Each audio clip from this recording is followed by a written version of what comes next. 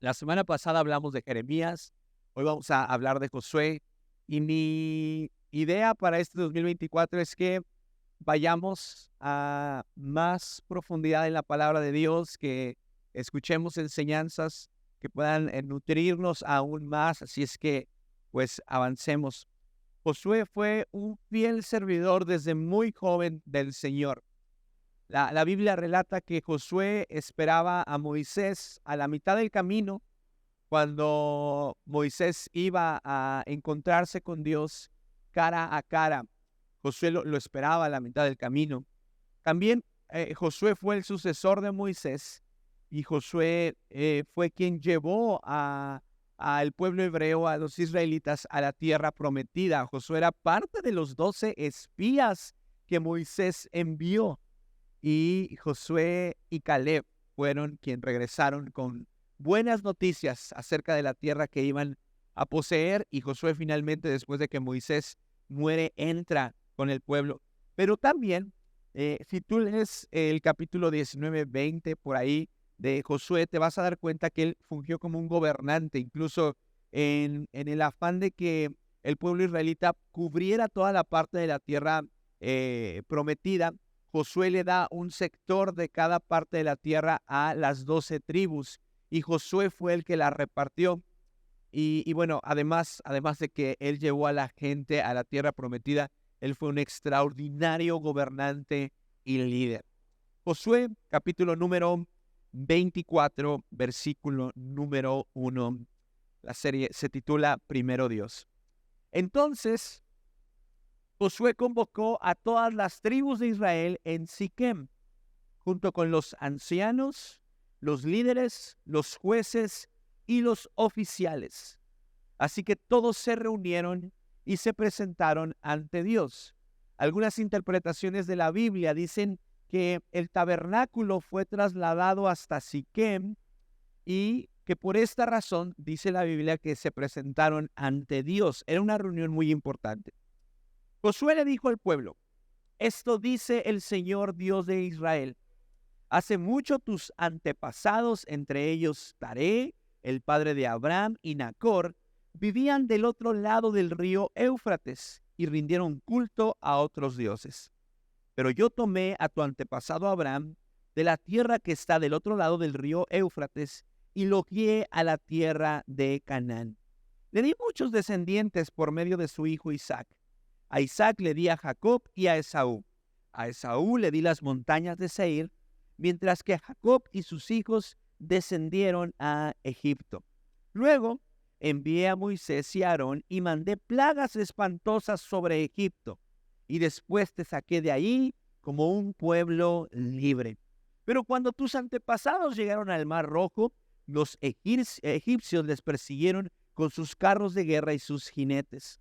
Cuando tus antepasados clamaron al Señor, puse oscuridad entre tú y los egipcios. Hice que el mar cayera sobre los egipcios y los ahogara. Con tus propios ojos viste lo que hice. Luego viviste muchos años en el desierto. Finalmente, te llevé a la tierra de los amorreos al oriente del Jordán. Ellos pelearon contra ti, pero yo los destruí delante de tus ojos. Te di la victoria sobre ellos y tomaste posesión de su tierra. Brinquemos al versículo número 11. Cuando cruzaste al río Jordán y llegaste a Jericó, los hombres de Jericó pelearon contra ti como lo hicieron los amorreos, los fereceos, los cananeos, los hititas, los gergeseos, los heveos y los jebuseos. Pero yo, una vez más, te di la victoria sobre ellos. Y envié terror antes de que llegaras para expulsar a los dos reyes de los amorreos. No fueron tus espadas ni tus arcos los que te dieron la victoria. Yo te di la tierra que no habías trabajado y ciudades que no construiste, en las cuales vives ahora. Te di viñedos y huertos de olivos como alimento, aunque tú no los plantaste. Checa lo que dice estos últimos versículos. Por lo tanto, teme al Señor y sírvelo con todo el corazón. Echa fuera para siempre los ídolos de tus antepasados, aquellos que adoraron cuando vivían del otro lado del río Éufrates y en Egipto. Sirve únicamente al Señor. Pero si te niegas a servir al Señor, elige hoy mismo a quién servirás. ¿Acaso optarás por los dioses que tus antepasados sirvieron del otro lado del Éufrates? ¿O preferirás a los dioses de los amorreos en cuya tierra ahora vives? Pero en cuanto a mí y a mi familia, nosotros serviremos al Señor. El pueblo respondió: nosotros jamás abandonaríamos al Señor ni serviríamos a otros dioses. He titulado a este mensaje: el primero en mi familia. El primero en mi familia. Vamos a orar. Señor, te doy gracias por cada familia que el día de hoy ha venido hasta este lugar, y aún por aquellas personas que vienen solas, sin compañía de su familia. Oro en el nombre de Jesús para que esta palabra pueda penetrar a lo más profundo de nuestro corazón, Dios, y que pueda producir bendición, Dios, en cada una de las familias aquí representadas. Gracias porque eres bueno, gracias por lo que estás haciendo, Dios, en San Luis Potosí a través de esta hermosa iglesia. Bendecimos la casa hogar, a los niños, Dios. Gracias porque tú nos usas para el extendimiento de tu reino. En el nombre de Jesús. Amén. Si tuvieras la oportunidad de escoger las últimas palabras antes de morir, ¿cuáles serían? Y digo si tuvieras la oportunidad porque un hecho, ¿verdad?, es que no todos vamos a tener o tenemos la oportunidad de elegir las últimas palabras con las que nos despediremos de este mundo. Creo, sin lugar a dudas, que muchos de ustedes pensarían en recordarle a las personas que estén en ese momento con ustedes cuánto les aman. Pero también creo que habría otros que aprovecharían los últimos momentos de su vida para revelar un secreto que guardaron consigo toda su vida, ¿verdad? Así muy dramático, como casos de la vida real, ¿verdad? Con Silvia Pinal. ¿Cuántos vieron a Silvia Pinal? Bueno, pues acompáñenme a ver esta triste historia, ¿verdad? Y muchos dirían, bueno, pues aquí es cuando, este es el momento, y quizá ellos escogerían las últimas palabras para decir algo que toda su vida supieron, pero que nunca se animaron a comunicarlo. Hace algunos días estuvimos con un amigo que es de Ciudad de México, y nos contó que tuvo una especie de asalto muy fuerte. Él iba saliendo de su oficina, había gente afuera, lo encañonaron, lo metieron a la oficina, lo amarraron y empezaron a amedrentarlo y empezaron a vaciar la oficina y todo lo que había ahí. Y él nos contaba que una de las primeras cosas que se le vino a su mente fue ponerse a cuentas con Dios. Y sabes, esta persona ha sido muy usada a través de su ministerio en nuestro país. Y él nos decía, ¿verdad? A pesar de que yo sé que he sido justificado por Jesús, aproveché esos momentos los cuales yo creía que quizá iban a ser los últimos para pedir perdón al Señor y arrepentirme por mis pecados. Y seguramente muchas personas tomarían esta opción y dirían, no, pues que mis últimas palabras sean pedir perdón al Señor y estar seguro de que Él me ha perdonado y de que soy justificado por su sangre y que Él me recibirá en su presencia. Hace tiempo también me encontré con un video de esos que te atrapan rápidamente en internet y el narrador iba a presentar las últimas palabras de algunas personas famosas, las últimas palabras de personas famosas antes de morir. Y apunté algunas que se me hicieron muy interesantes. Por ejemplo, el Papa Juan Pablo II dijo: déjenme ir a la casa de mi padre. John Lennon, el fundador de los Beatles, quien murió de una herida de bala que recibió en su casa en Nueva York, lo único que pudo decir fue: me han dado, después de recibir el impacto de bala. Ernesto el Che Guevara dijo: póngase sereno y apunte bien, porque va a matar a un gran hombre. El Che Guevara murió fusilado. Bob Marley, sus últimas palabras antes de morir fueron: el dinero no puede comprar la vida. Y nuestro Jesús, Jesús de Nazaret, también tuvo palabras específicas que sus labios pronunciaron antes de morir y aparecen en Lucas 23:46. Después, Jesús gritó: Padre, encomiendo mi espíritu en tus manos. Con esas palabras, dio su último suspiro. ¿Sabes? Las palabras son importantes, pero seguramente nuestras últimas palabras antes de morir dirán mucho acerca de la vida que vivimos.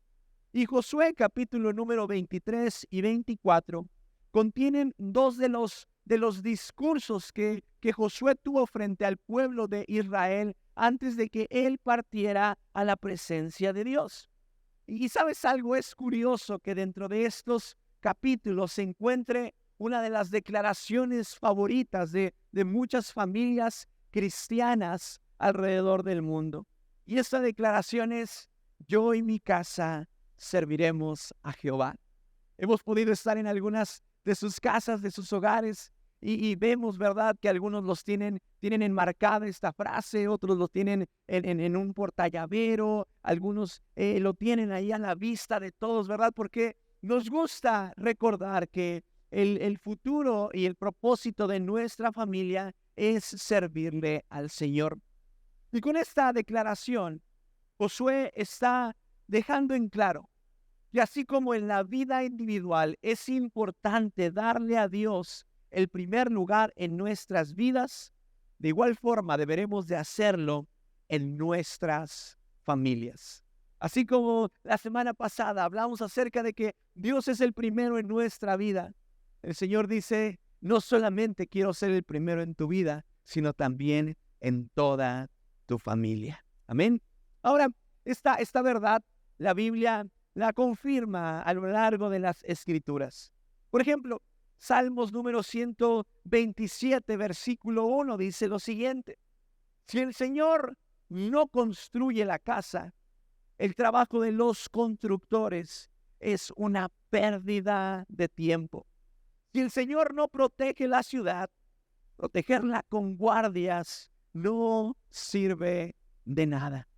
Ahora, como familias podemos echar mano de diversos fundamentos humanos para construir nuestros hogares. Algunos de esos fundamentos humanos puede ser el reconocimiento social. Hay padres, ¿verdad?, que se sienten bien cuando sus hijos son bien reconocidos ante la sociedad. Entonces dicen: la casa que estoy construyendo es segura porque se habla bien de mi familia allá afuera.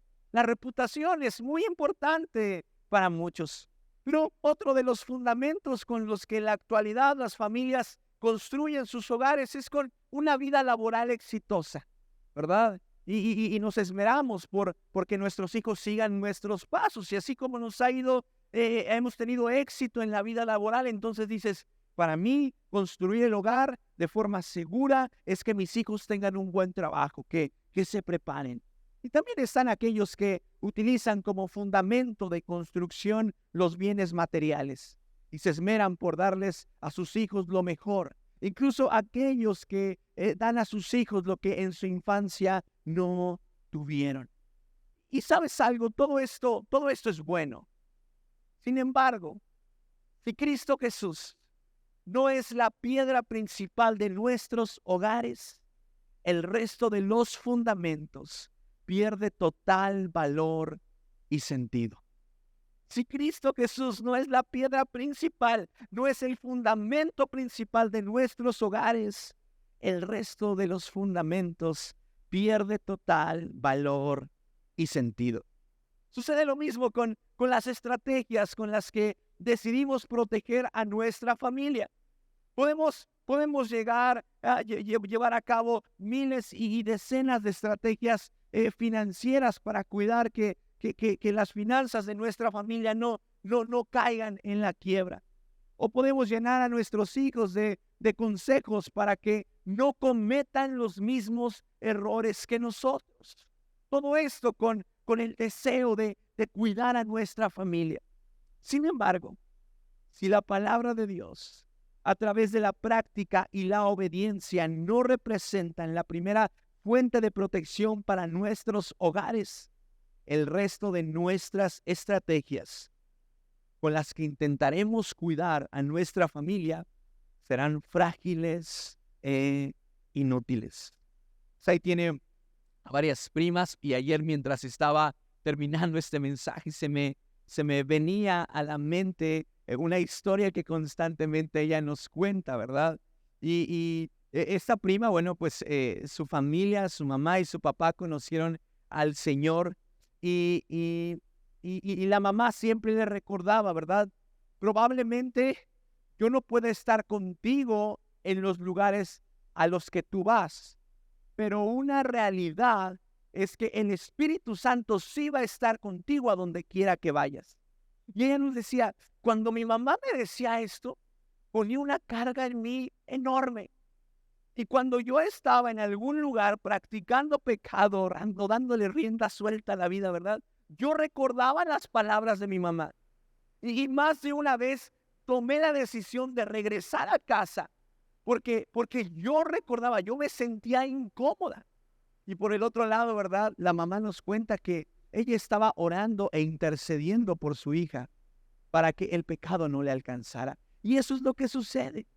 Tú y yo podremos querer y anhelar cuidar a nuestra familia, protegerla, construir un buen hogar. Pero si no es con base en Cristo Jesús y su palabra, todos nuestros esfuerzos terminarán sin valer la pena. La Biblia también habla acerca de la importancia de que nosotros podamos conocer a Cristo para que nuestra familia lo conozca. Hechos capítulo número 16, versículo 31, son las palabras de Pablo y Silas que le dieron al carcelero en Macedonia.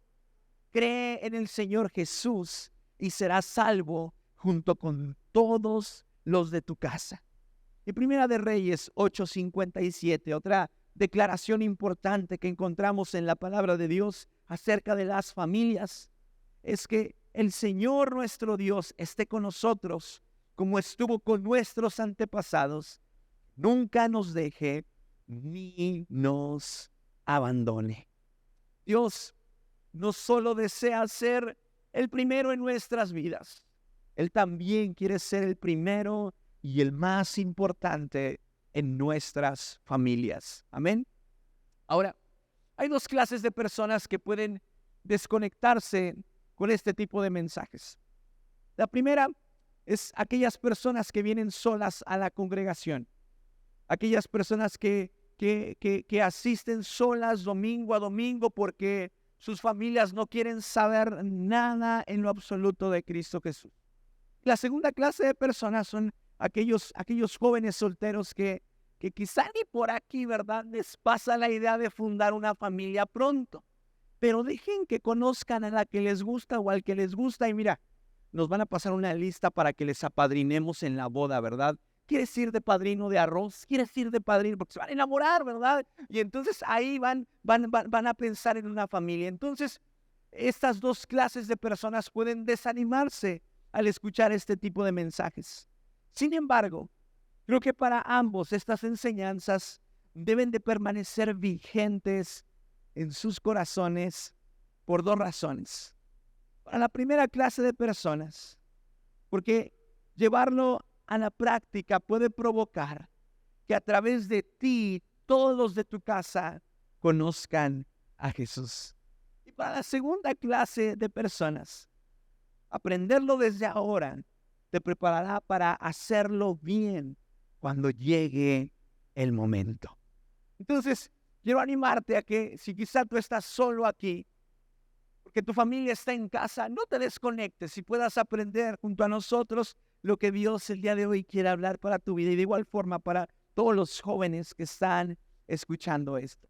Ahora, si estudiamos de manera precisa estos dos discursos de los cuales te hablo que aparecen en Josué 23 y 24, nos vamos a dar cuenta que parte de las palabras que Josué utiliza en este discurso es una especie de insistencia a las personas que lo están escuchando de alejarse y renunciar a aquellos dioses que a lo largo de la historia de Israel estaban buscando seducirlos.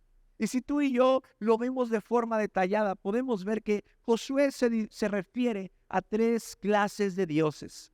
La primera eran los dioses de las culturas que rodeaban a los hebreos en los tiempos de Abraham. Todavía para este momento ni siquiera llegaban a Egipto. Estamos hablando de una temporada abrámica. Entonces Josué hace referencia a estos dioses que diversas personas y culturas adoraban en los tiempos de Abraham. La segunda clase de dioses a las cuales el discurso de Josué hace referencia son los dioses a los que los egipcios rendían culto. Una vez que el pueblo hebreo llega a Egipto, se encuentran con que hay un montón de personas que rinden culto y adoran a otros dioses. Y la tercera clase de dioses son los dioses a los que los amorreos que vivían en la tierra prometida adoraban. Y el Señor le dice al pueblo a través de Josué, ¿verdad? Les insisto, le animo a que ninguno de estos tres dioses o estas tres clases de dioses formen parte de su vida. ¿Y sabes algo? Esto nos permite concluir que para que Dios pueda ser el primero y el más importante en nuestra familia, tendremos que renunciar a aquellos dioses que en diferentes momentos de nuestra vida buscan apoderarse de nuestro espíritu. Tengo tres preguntas para ti. ¿Tu familia sigue viviendo bajo el dominio de algún dios falso que te heredaron en la infancia? A todos se nos hereda algo de parte de nuestros padres o generaciones atrás. Mi pregunta es, ¿tu familia actualmente sigue viviendo bajo el dominio de algún dios falso que te heredaron en la infancia? Segunda pregunta, ¿tu familia vive de acuerdo a un Dios que adoptaste en algún momento de la juventud? ¿A un Dios falso que adoptaste en algún momento de tu juventud?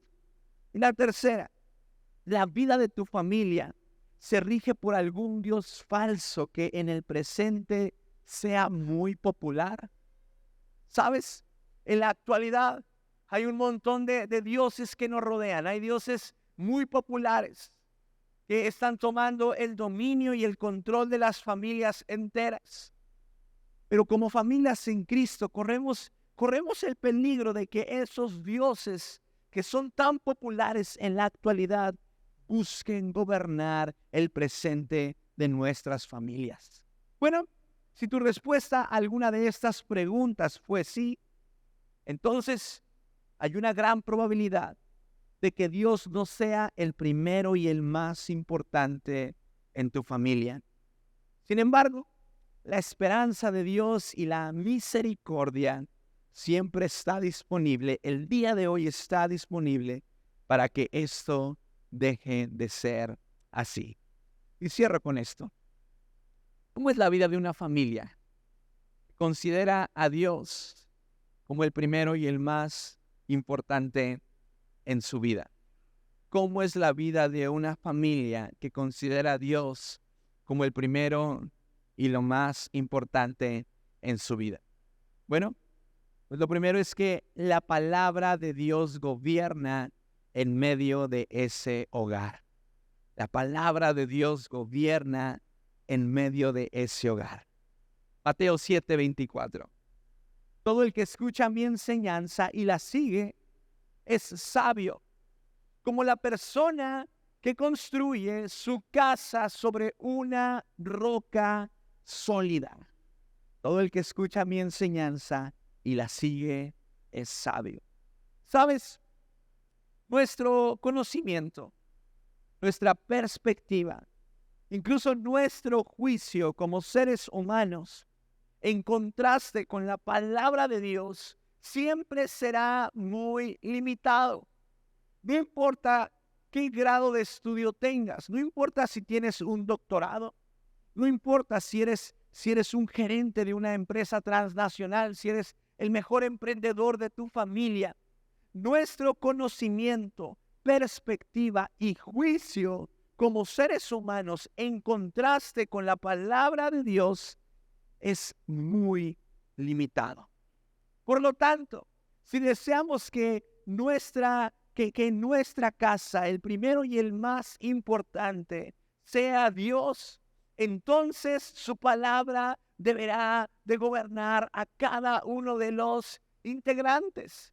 Y el día de hoy quiero animarte a que como familias de esta congregación fomentemos la frase: ¿qué dice la Biblia acerca de esto? Hay muchas veces que como padres reciben propuestas de sus hijos hacia ciertas cosas o proyectos que quieren hacer. Y a veces no tienes una respuesta inmediata, quizá por tu inseguridad o por tus vivencias que tuviste en la juventud. Pero más allá de tu perspectiva, de tu juicio o conocimiento, yo quiero animarte a que en esta mañana fomentes en tu hogar la frase: ¿qué dice la Biblia acerca de? Papá, quiero hacer esto en casa. Quiero hacer esto con mis estudios. Quiero hacer esto con esas personas que conocí. Vayamos a ver qué dice la Biblia acerca de eso que quieres hacer. Y lo mismo sucede para los matrimonios. Entiendo esta necesidad imperiosa que hay en la papá y en mamá, ¿verdad? De poder ofrecerle a nuestros hijos lo mejor.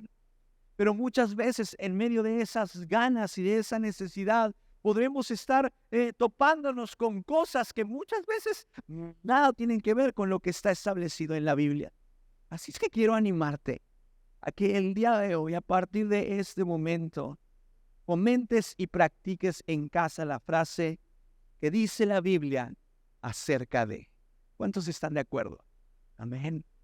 Ahora, esto es uno de los tantos beneficios que la palabra de Dios tiene para nosotros, y aparece en Mateo 7:25.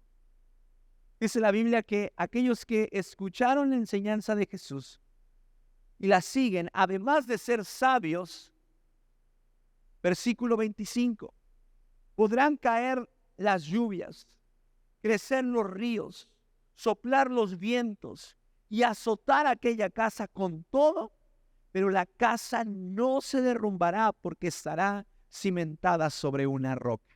Amén. Cuando tú y yo hacemos de la palabra de Dios el principal gobierno sobre nuestras familias, entonces tendremos que estar seguros que pase lo que pase, nuestro hogar no se derrumbará porque estamos fundamentados sobre la roca. Amén. Vamos a celebrar un poquito esto, son muy buenas noticias. Diga amén con gozo. Yo no sé si usted vio esto en las noticias, pero ahora que sucedió lo del huracán Otis, hubo un lugar que llamó la atención de muchas personas. Y este hogar, ¿verdad?, se encontraba en el centro de Acapulco. Y entonces personas comenzaron a darse cuenta que alrededor de ese lugar había habido total destrucción. Pero ese lugar estaba intacto.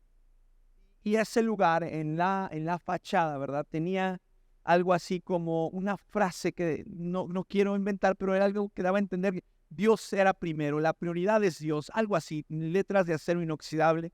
Y muchas personas se impresionaron porque alrededor de ese lugar todo estaba destruido, pero esa construcción quedó intacta. Y entonces, cuando yo veía esta noticia, recordaba este versículo de la palabra de Dios. El Señor promete que si tú y yo hacemos de Cristo Jesús el fundamento en nuestras vidas, entonces nuestros hogares nunca se derrumbarán. Pero también la vida de una familia que considera a Dios como el primero y el más importante en su vida. Sus integrantes temen y respetan al Señor. Josué 24:14. Por lo tanto, teme al Señor y sírvelo con todo tu corazón.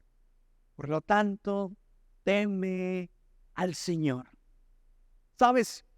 Cuando Dios es el primer y el más importante en nuestra familia, el temor y respeto hacia Dios es algo que se puede percibir por la forma en que nos tratamos unos a otros o por las palabras que utilizamos para comunicarnos, pero también por las actitudes que utilizamos y tenemos para convivir diariamente.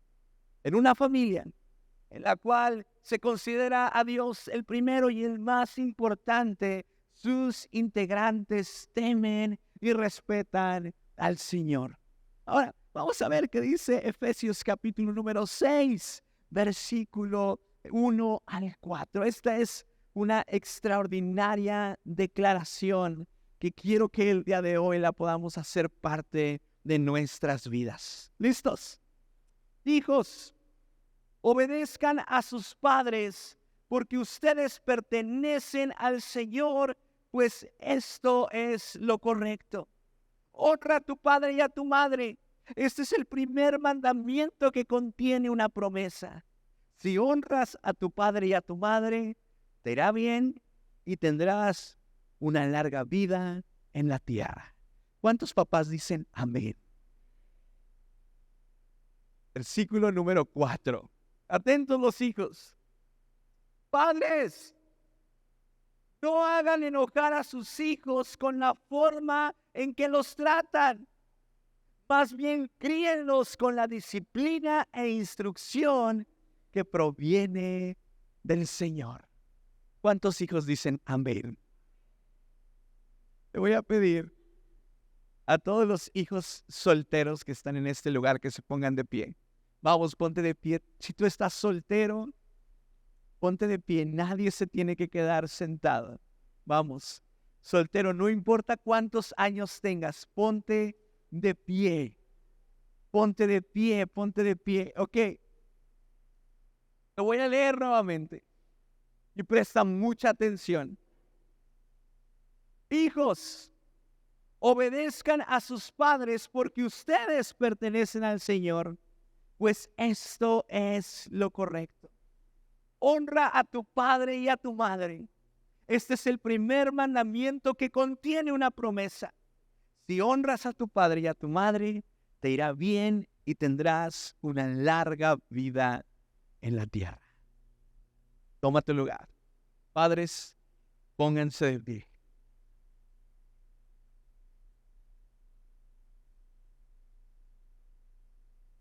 Efesios 6, versículo número 4.